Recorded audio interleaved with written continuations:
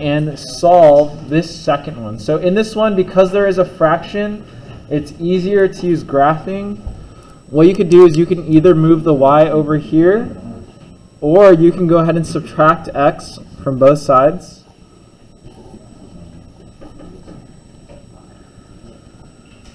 And then you can go ahead and divide by -1 on both sides. You get y is equal to x plus 5.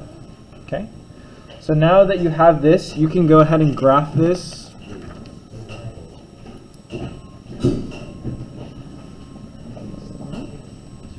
Yeah.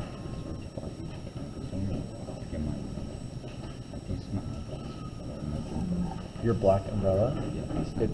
Oh, it's not that one. Why don't you finish this first and then you go after.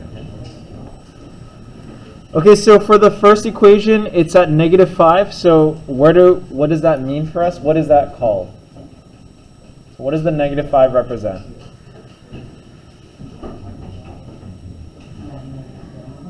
It's called the y what? The y-intercept. Thank you, Jacob. So the first thing we can graph is our y-intercept, which is at -5. So we go 1, 2, 3, 4, 5, which is right here. Okay. So if we want to graph this, you can see here that they're probably going to intersect somewhere over here. So normally we would go 3 down. We would go 1, 2, 3, and 2 to the right.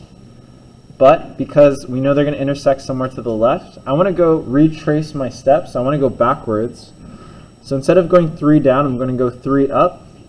And instead of going 2 to the right, I'm going to go 2 left. So I go 1, 2. Okay. Then I'm going to go 3 up again and 2 to the left over here. So I can go ahead and graph this first line here.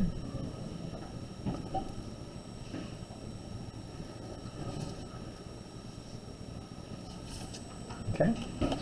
And for this side, I'm going to go ahead and graph the other line, which is y equals x plus 5. So 5 is my what? Y-intercept. Right, y-intercept. Thank you, Jacob. So 1, 2, 3, 4, 5. And then I'm going to go ahead and graph it. I can see that they're going to intersect right here. The point of intersection is the solution. So there we go. That would be my solution right here. 1, 2, 3, 4.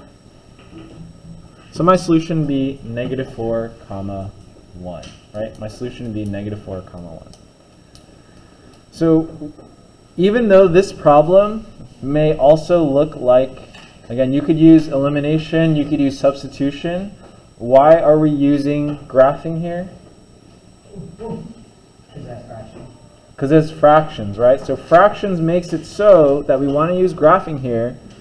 And we just need to make sure that it's in what form. We need to make sure that both equations are in what form. Right, slope-intercept form. Thank you, Jacob.